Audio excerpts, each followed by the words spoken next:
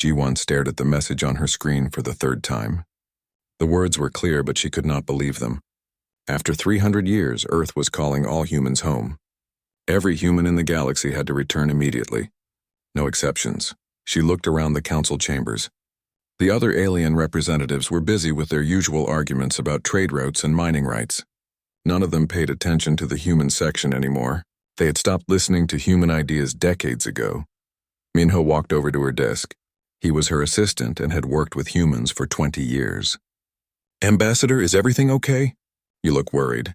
Ji-won handed him the message. She watched his face change as he read it.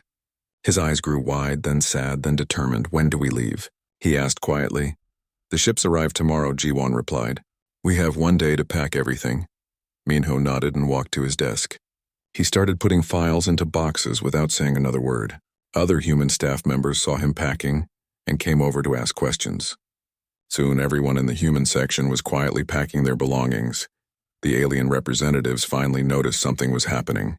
Chancellor Vexithara, a tall blue creature with 4 arms, walked over to Ji-won's desk. "Ambassador, what is this activity? Are you moving offices again?"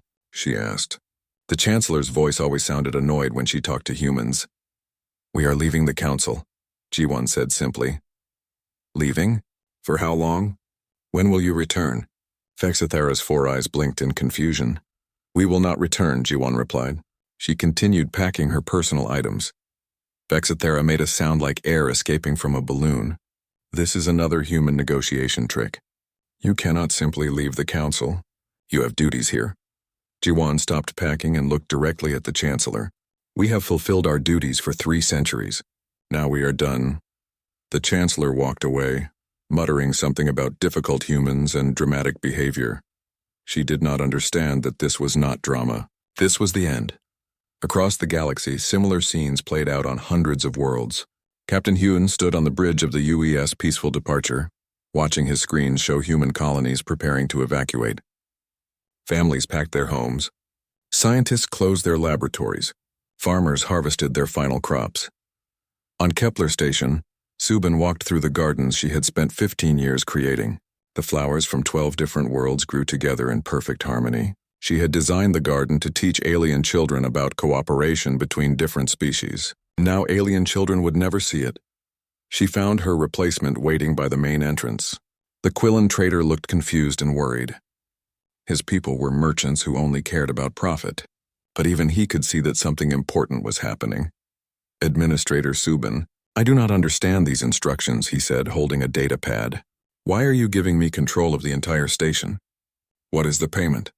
What do you want in return?" "Nothing," Subin replied. "Just take care of the gardens. They need water twice a week." The trader's confusion grew deeper. "But this station is worth millions of credits. You built the atmospheric processors, the gravity generators, the communication arrays. This must be a mistake." Subin handed him the access codes. "No mistake. We built these things to help everyone. Now everyone can use them without us." She walked to the docking bay where a human transport ship waited. Behind her, she heard the trader talking rapidly into his communication device, trying to understand what was happening. Dr. Yuna finished her last day in the Medical Research Center. For 5 years, she had worked on a cure for the Zilithian plague that killed thousands every year. She was so close to finishing. Maybe 2 more months of work would complete it. She organized all her research files and left detailed notes. Another scientist would have to finish the work now. She hoped they would understand her methods. She had tried to teach other scientists, but they always said human medical ideas were too simple or not sophisticated enough. Her research partner, a Zilithian named Dr. Kelth, found her packing her equipment. "Dr. Yuna, where are you going? We are so close to solving the plague problem. You cannot leave now." "I must leave," Yuna replied. "But my research is complete except for the final step. Everything you need is in the files." Dr. Kelth looked panicked. "But I do not understand your methods. Your approach is so different from ours. Please stay and explain it." Yuna stopped packing and looked at her colleague. For 5 years she had tried to explain her methods. Dr. Kelth had always dismissed her ideas as primitive human thinking. "Dr. Kelth, I have tried to teach you many times. You always said my methods were wrong. Now you must learn them yourself." She picked up her boxes and walked to the door. Dr. Kelth followed her. still asking questions and making promises to listen better. But it was too late. On the military station near the Vorthak border, Admiral Tajin supervised the shutdown of the early warning systems. These systems had prevented 15 wars in the past 50 years. The Vorthak military leaders did not know the systems existed. They thought their enemies simply chose not to attack. Commander Dae-hyun, Tajin's second-in-command, looked worried. "Admiral, should we tell them about the defense networks before we leave? Without these systems, they will not see attacks coming." Tajin considered this. The Vorthak had refused every offer of military cooperation. They called human weapons weak and human strategies cowardly. They preferred direct attacks to careful planning. Leave the instruction manuals, Tajin decided. If they want to learn, they can read. The transport ships arrived on schedule. Human families carried their belongings to the docking bays. Children asked why they were leaving their friends. Parents gave simple answers: "We are going home." But home was not really Earth anymore. Most of these humans had been born in space or on colony worlds. They had lived their entire lives among aliens. Now they were leaving the only home they had ever known. Engineer Nari was the last human to leave the central communication hub. This facility allowed all the different alien species to talk to each other. Without it, the galaxy would break into separate groups that could not communicate. She had spent 10 years building backup systems and training programs. She left detailed instructions for maintenance and repair. She even recorded video lessons to help alien technicians understand the complex systems. But she knew the truth. The aliens had never wanted to learn human technology. They used it, but they did not respect it. They would probably break the communication hub within a year. As her transport ship pulled away from the station, Nari watched through the window. The lights in the communication hub still glowed brightly. Millions of messages flowed through the networks she had built. Soon, those networks would fall silent. Back in the council chambers, Chancellor Vexithara stood in the empty human section. The desks were clean and organized. All the files were properly stored. Even the plants were watered and healthy. She picked up a data pad that Jiwon had left behind. It contained a simple message: "Thank you for the opportunity to serve. We hope you will find success without us." The Chancellor felt confused and slightly angry. Humans were always so polite even when they were being difficult. She did not understand why they were making such a big show of leaving. Tomorrow she was sure they would send a message asking to return. This was just another human negotiation trick, but as she looked at the empty desks and silent computers, she began to feel something she had never felt before when thinking about humans. She felt worried. The transport ships jumped to hyperspace, carrying millions of humans away from the galaxy they had called home for 3 centuries. They left behind empty cities, functioning machines, and detailed instructions for everything they had built. They also left behind questions that the aliens were only beginning to ask. 3 months had passed since the humans left. The Galactic Council chambers felt different now. The human section remained empty, their chairs covered with dust sheets. Chancellor Vexithara called the emergency meeting to order, but her voice lacked its usual confidence. "We need to discuss the human situation," she announced to the gathered representatives. "Their departure has created some unexpected problems." Admiral Korth of the Vorthak military stood up first. His red scales gleamed under the chamber lights, and his voice carried the usual military authority. But there was worry in his yellow eyes. "The problems are more serious than we thought," he said. "Our supply lines are failing. 40% of our raw materials came through human trade routes. We did not realize this because humans handled all the logistics quietly." Merchant Prince Quill raised one of his 6 arms. His people, the Quillen, were the galaxy's best traders, but even he looked confused. "The economic situation is worse," Quill reported. Human financial systems were supporting trade between species that never dealt directly with each other. Without their coordination, 17 different trade agreements have collapsed. Dr. Kelth from the Zelithian Medical Council spoke next. His blue skin looked pale, and his usually steady voice shook slightly. "The plague situation is critical. Dr. Yuna left detailed research notes, but we cannot understand her final solution. She found something that we missed, but her methods are so different from ours. We have lost another 1,000 people this month." Chancellor Vexthara felt a cold sensation in her stomach. When the humans first left, she had thought good riddance. Humans were always making suggestions that seemed too simple or too different. Now she was beginning to wonder if simple had been better. "What about their infrastructure?" she asked. "Surely we can maintain the systems they left behind." Engineer Bolax from the Kristec Republic answered. His crystal-based body reflected the chamber lights as he spoke. "The systems are incredibly complex, but the interfaces are very simple. Too simple. We keep looking for hidden controls or secret programs, but everything works exactly as the instructions say. It is frustrating." "Frustrating how?" Vexthara asked. "Human technology is elegant. It does exactly what it needs to do with no extra complications. Our engineers are trained to work with complex systems. We do not understand simple solutions." Across the galaxy, the problems were growing worse each day. On Kepler Station, the Quillan trader who had replaced Subin stared at the dying gardens. He had followed the watering schedule perfectly, but the plants were turning brown. He called his agricultural specialist. "The human said to water twice a week, but the plants are dying. Should we water more often?" The specialist examined the plants remotely through video call. "These are not normal plants. They are from 12 different worlds with different soil and climate needs. How did the human make them grow together?" The trader looked through Subin's files. The answer was there, but it was written in simple language that seemed too basic to be true. She had modified the soil chemistry and air mixture for each section of the garden.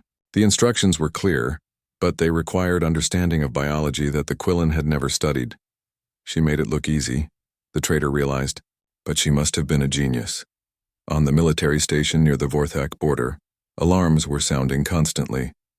Pirate raids that had been stopped for 50 years were happening again.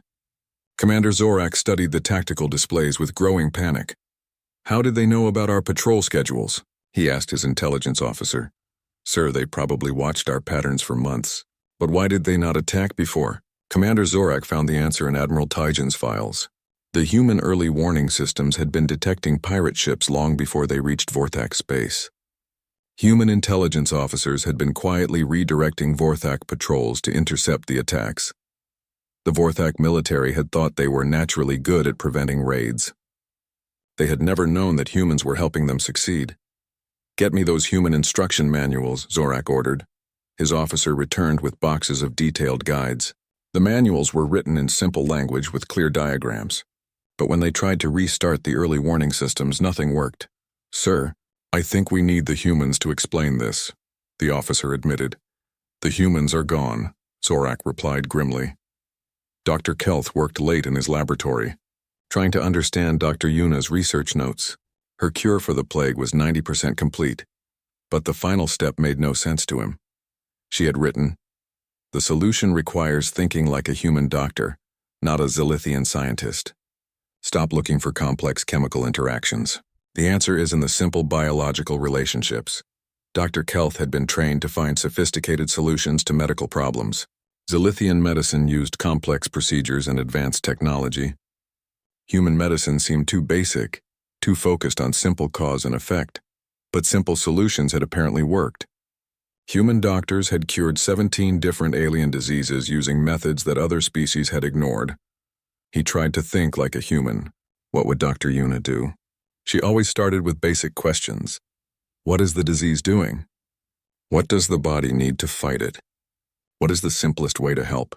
For the first time in his career, Dr. Kelth stopped looking for a complex answer.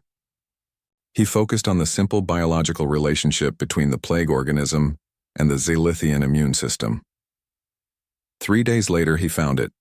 The answer was so simple that he had missed it completely. The plague could be stopped with a basic nutrient supplement that would boost the immune system in exactly the right way. He called his research team together. "I found Dr. Yuna's solution. It is brilliant because it is simple." "How simple?" asked his assistant. "So simple that we never thought to try it. The communication networks were failing across the galaxy. Engineer Nari's system still worked perfectly, but alien technicians could not perform the regular maintenance. Every time they tried to improve the systems, they broke something important. The problem was that human engineering philosophy was different from alien engineering. Aliens built complex systems with many backup features and redundant controls. Humans built simple systems that worked efficiently with minimal maintenance. When alien engineers tried to improve human systems by adding complexity, they destroyed the elegant simplicity that made everything work. On the trading planet Nexus, the economic crisis was getting worse every day. Merchant Prince Quill studied the financial records that analyst Jamin had left behind. The human had been preventing 3 separate economic wars through careful market adjustments. He had been buying and selling at exactly the right times to prevent price crashes that would have destroyed entire species' economies. How did he know what to do? Quill asked his economic advisors. Sir, his methods are too simple for us to understand. He watched basic supply and demand patterns instead of using advanced predictive algorithms. Simple methods prevented economic wars. It appears so, sir. But now those wars are starting. The Rethak and Villani are already fighting over mineral prices. Quill realized that humans had been quietly holding galactic civilization together. They had solved problems before other species even knew the problems existed. Back in the council chambers, Chancellor Vexithara received reports from across the galaxy. Every report told the same story. Systems failing, problems growing, and no one able to replace what humans had been doing. How long can we manage without them? She asked her advisors. Unknown, Chancellor. We are discovering new dependencies every day. Humans were involved in almost every aspect of galactic society, but they worked so quietly that we never noticed. Vexithara walked to the empty human section and sat in Ambassador Jiwan's chair. On the desk, she found a small plant that Jiwan had left behind. It was still alive, still growing. There was a note attached. This plant needs very little care, just like most problems. Sometimes the simple solution is the right solution. The Chancellor had dismissed human suggestions for 3 centuries because they seemed too simple. Now she was beginning to understand that simple solutions had been keeping the galaxy running smoothly. She touched the small plant and wondered if it was too late to learn. 6 months after the humans left, Chancellor Vexithara made a decision that changed everything. She opened the restricted files that Ambassador Jiwan had left behind. The files were marked for council, review only, and had been sitting untouched since the human departure. What she found inside made her feel sick. The first file was labeled Proposal History, 2725 to 3025. It contained every suggestion humans had, made to the council over 3 centuries. Vexithara scrolled through hundreds of proposals: pandemic response systems, piracy prevention programs, economic stability measures, infrastructure improvements. Every single proposal had been rejected. The reasons were always the same. Too simple, lack sophistication, human methods are inadequate. But now, with the galaxy falling apart, Vexithara could see that every human proposal had been trying to solve problems that were happening right now. In 2847, humans had proposed a galaxy-wide early warning system for pirate attacks. The council had voted it down because Admiral Korth said Vorthak military strength was sufficient protection. In 2891, humans had suggested creating backup communication networks.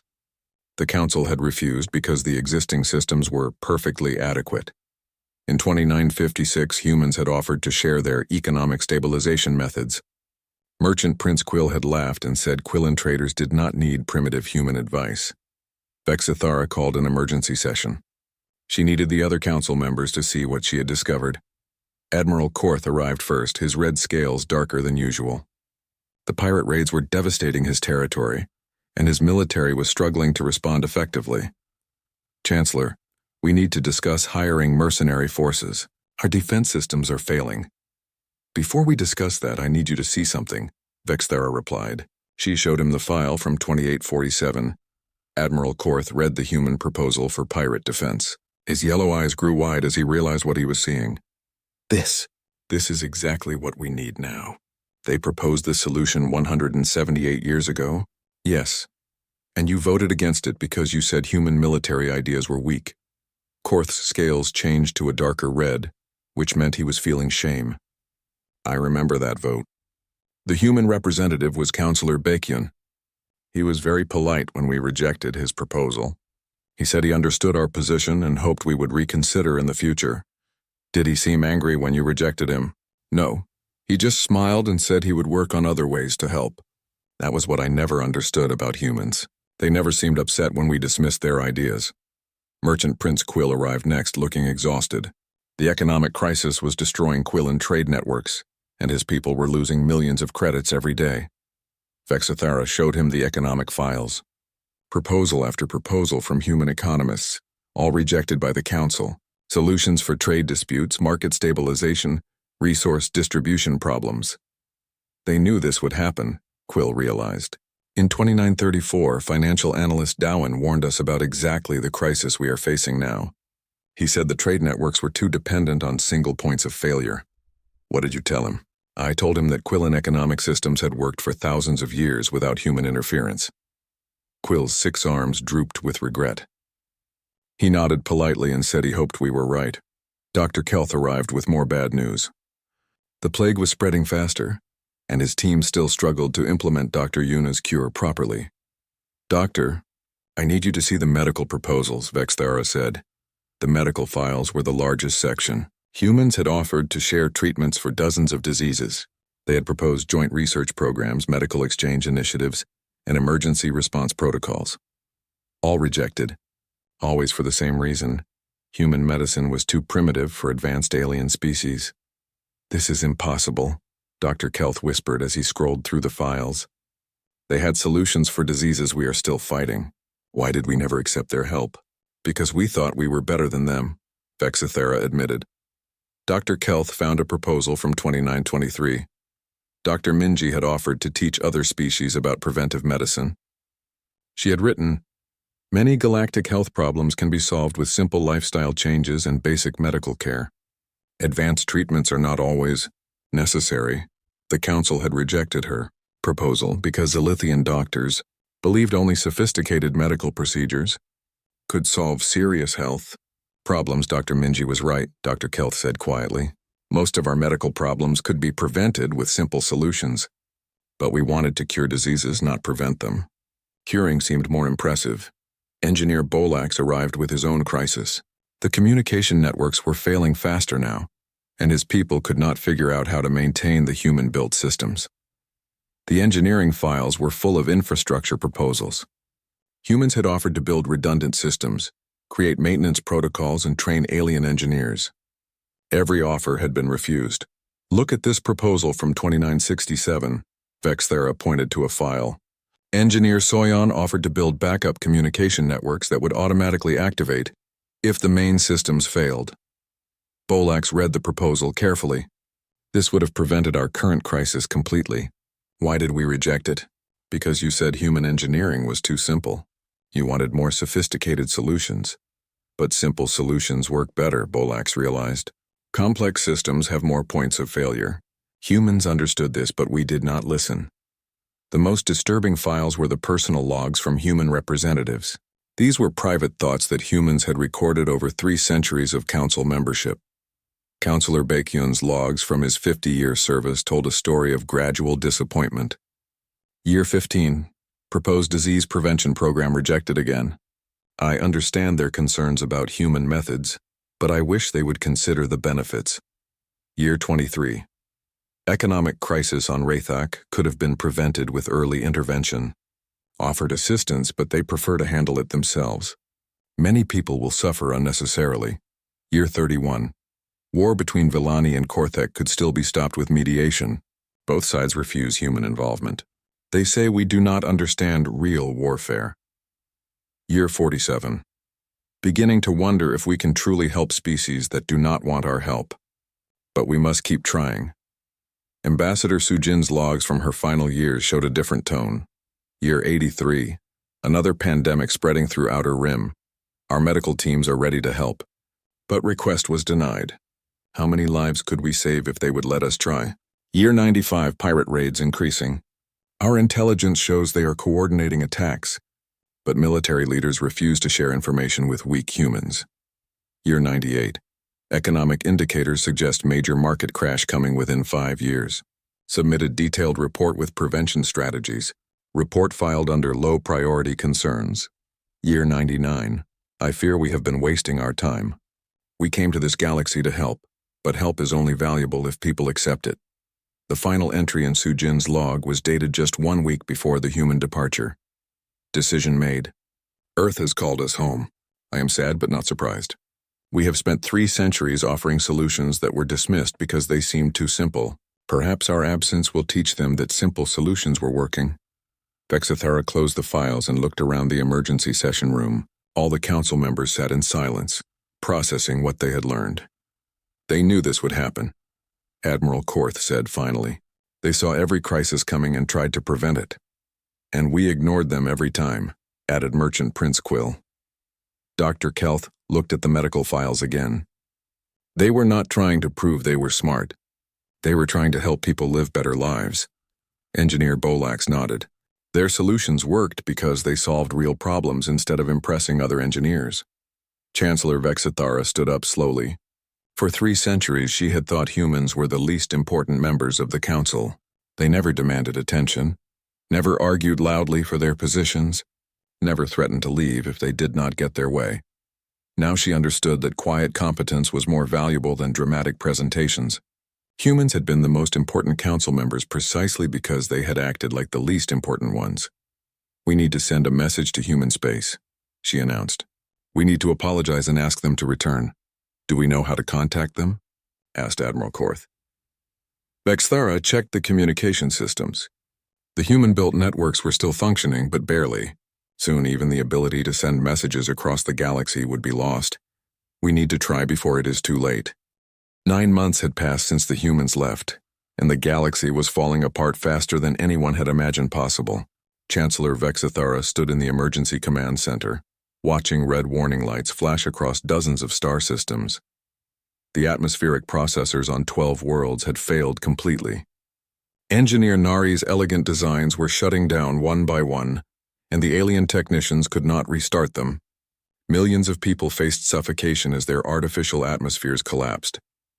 On the planet Xerion, Governor Thalk sent desperate messages to anyone who would listen. His world had been terraformed by humans 60 years ago.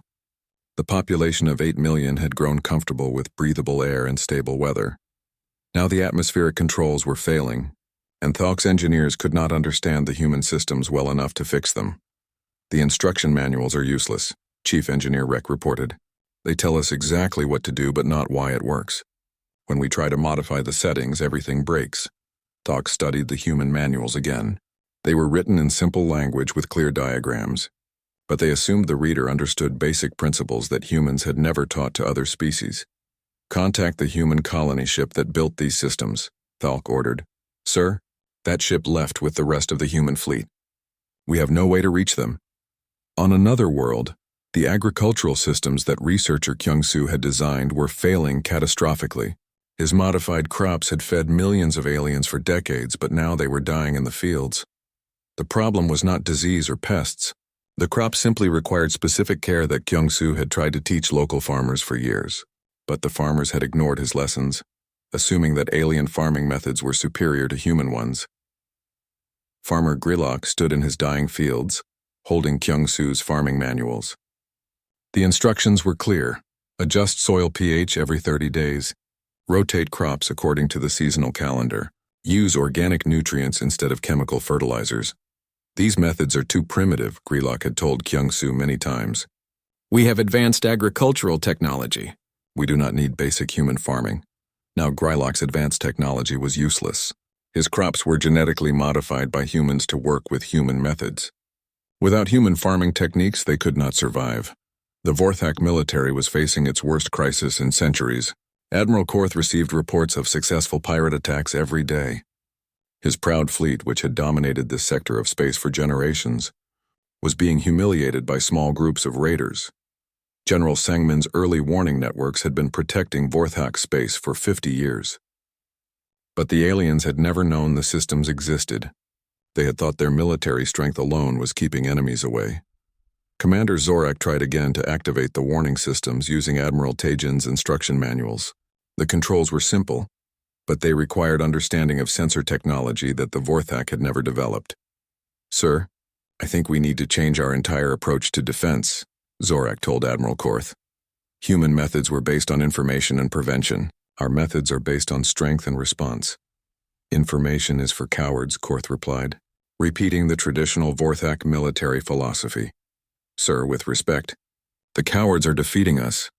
The economic collapse was accelerating across the galaxy.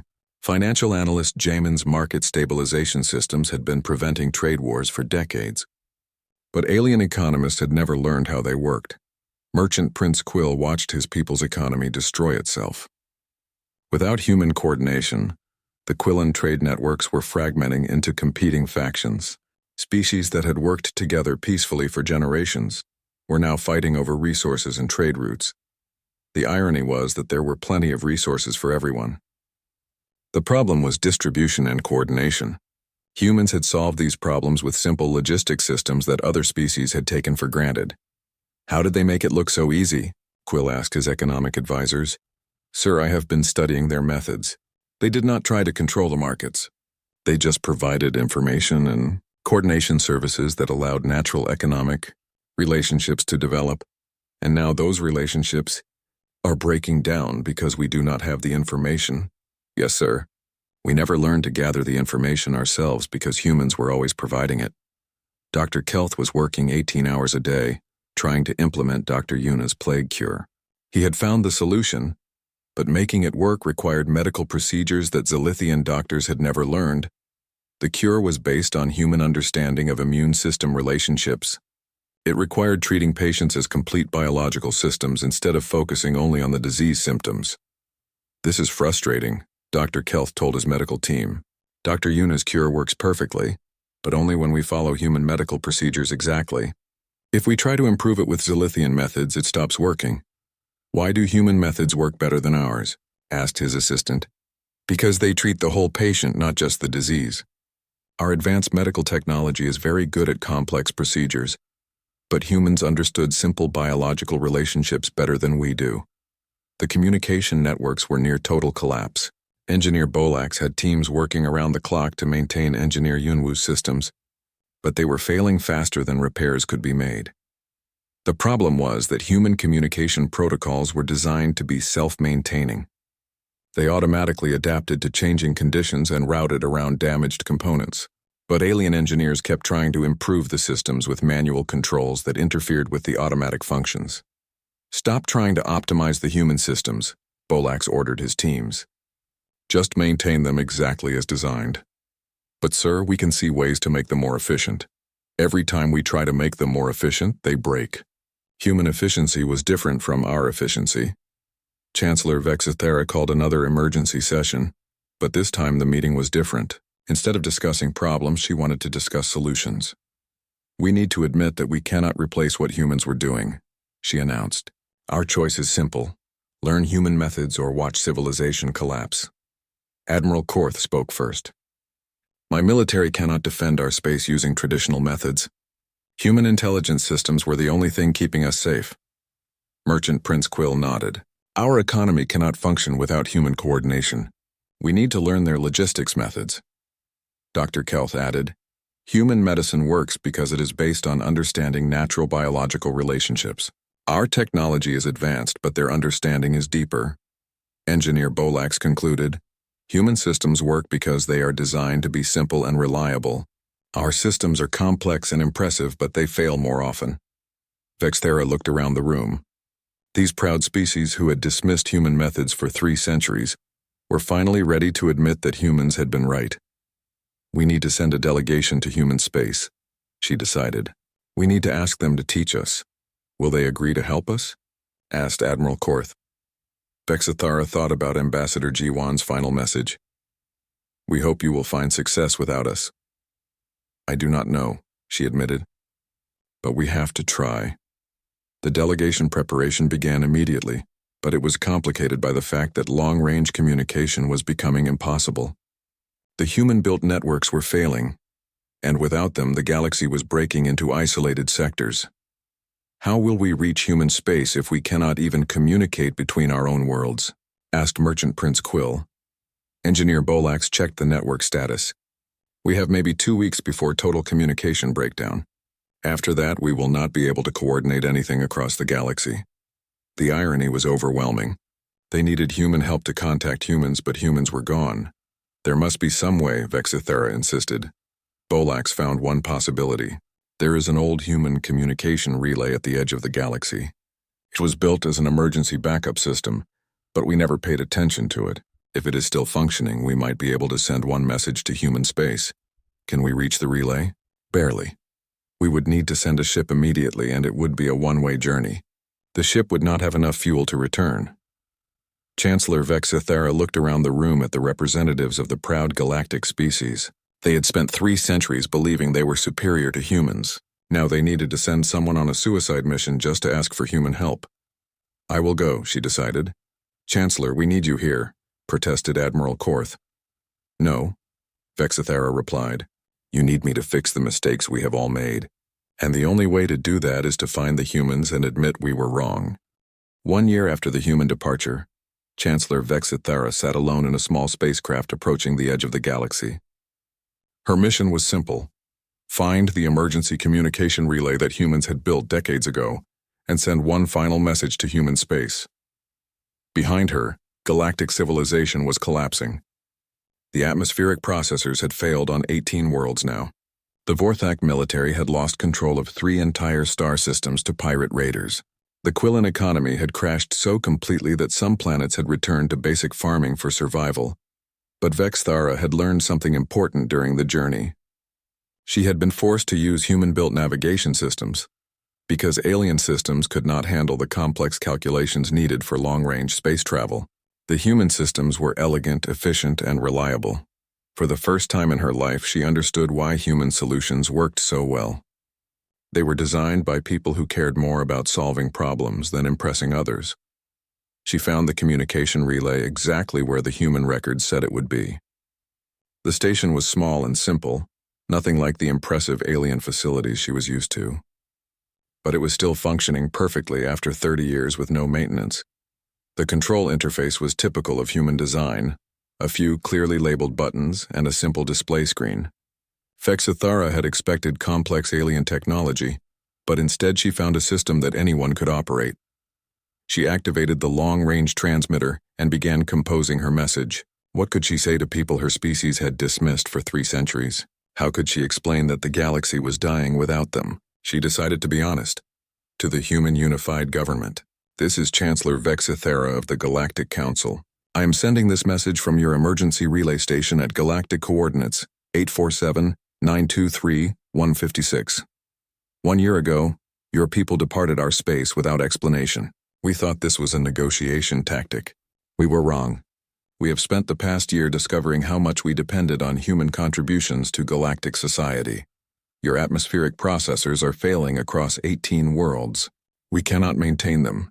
Your early warning systems protected us from threats we never knew existed. Your economic coordination prevented trade wars that are now destroying entire civilizations. Your medical research saved lives that are being lost again, because we cannot understand your methods. We have reviewed the records of 3 centuries of human proposals to the Council. Every suggestion you made would have prevented problems we are facing now. We rejected your ideas because they seemed too simple.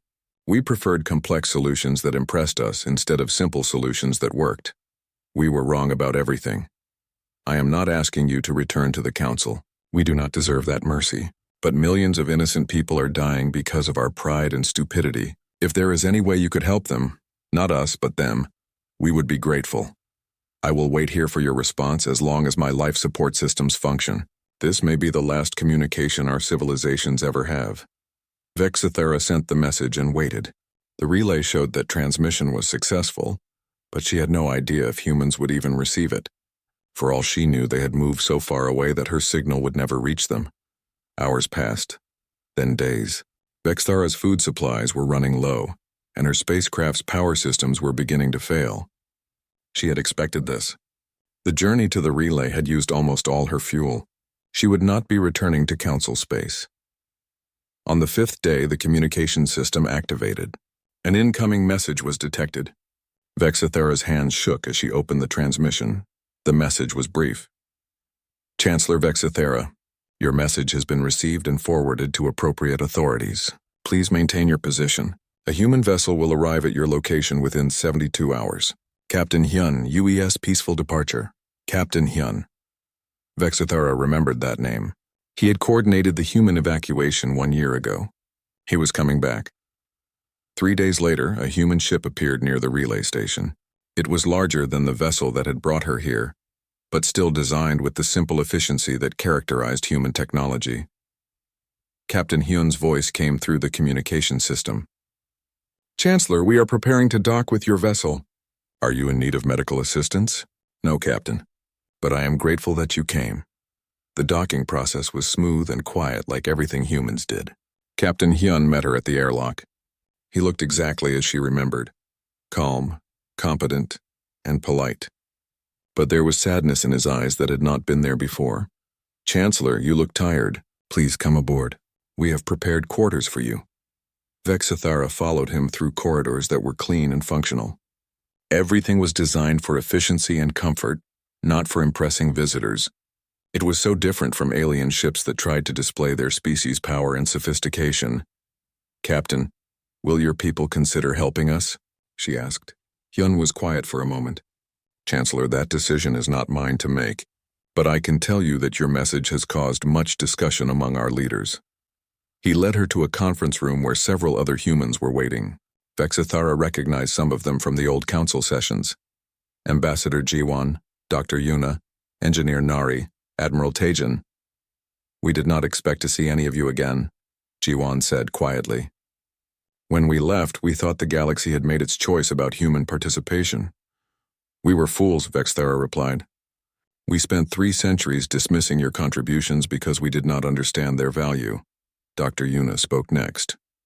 Chancellor, we left detailed instructions for everything we built. The information was all available. Why could your people not maintain the systems? Vexithara felt shame wash over her, because we never tried to understand your methods. We used your technology, but we did not respect it. When problems occurred, we tried to fix them with our own methods instead of learning yours. Engineer Nari nodded sadly. We offered to teach maintenance procedures many times. The response was always that alien engineers did not need human training. We thought your methods were too simple, Vexithara admitted. We preferred complex solutions because they seemed more impressive. Admiral Taejin looked surprised. Simple solutions work better than complex ones. That is basic engineering principle. For humans, yes, but other species measure success by how sophisticated their methods appear, not by how well they work. The humans exchanged glances. They were communicating without words, the way people do when they understand each other completely. Captain Hyun finally spoke. Chancellor, we appreciate your honesty, but you must understand our position. We spent 3 centuries trying to help, and our help was consistently rejected. Many of our people died in wars that could have been prevented. Diseases spread that we could have cured. Economic disasters happened that we could have avoided. I know, Vexithara whispered. We have been reading the records. Every crisis we face now, humans tried to prevent decades ago. Ambassador Jiwon leaned forward. What exactly are you asking us to do? Vexithara had prepared for this question. I am asking you to save the innocent people who are dying because of our mistakes. Not the council members who rejected you, but the ordinary citizens who trusted us to make good decisions. And what would you offer in return? This was the hardest part. Nothing. We have nothing you want. We have already taken everything you built and failed to maintain it properly. We cannot offer trade agreements because our economy has collapsed. We cannot offer military alliance because our defense systems do not work. We can only offer apology and gratitude. The humans were quiet for a long time. Finally, Dr. Yuna spoke. The plague cure is still available. We could provide the medication directly to affected worlds. Engineer Nari added. The atmospheric processors could be repaired if we sent technical teams. Admiral Taejin said, piracy could be stopped with proper intelligence coordination. Captain Hyun looked at Vexithara carefully. But we would need guarantees that this time would be different. We will not return to the old system where our contributions are dismissed. What kind of guarantees? Vexithara asked. Ambassador Jiwon answered. Complete autonomy. We help where we choose to help, using our methods without interference from council oversight. We save lives our way, not your way. Vexithara nodded immediately. Agreed. Anything you require. And when the crisis is over, we leave again. No permanent return to the council structure. I understand. Jiwon smiled slightly. Chancellor, you have learned something important during this past year. What is that? Sometimes the best leaders are the ones who admit when they need help. 6 months later, the galaxy was stable again. Human medical teams had distributed plague cures to 47 worlds. Human engineers had repaired atmospheric systems, and trained local technicians in proper maintenance. Human intelligence officers had eliminated pirate threats and restored safe space travel. But this time, the humans worked independently. They did not ask for council permission or approval. They simply went where help was needed and provided it efficiently. Chancellor Vexithera established a new policy for the council. Any species could withdraw at any time, no questions asked. She also created a new position, Council Observer for Independent Species. The position was offered to humanity. Ambassador Jiwan accepted, but with conditions.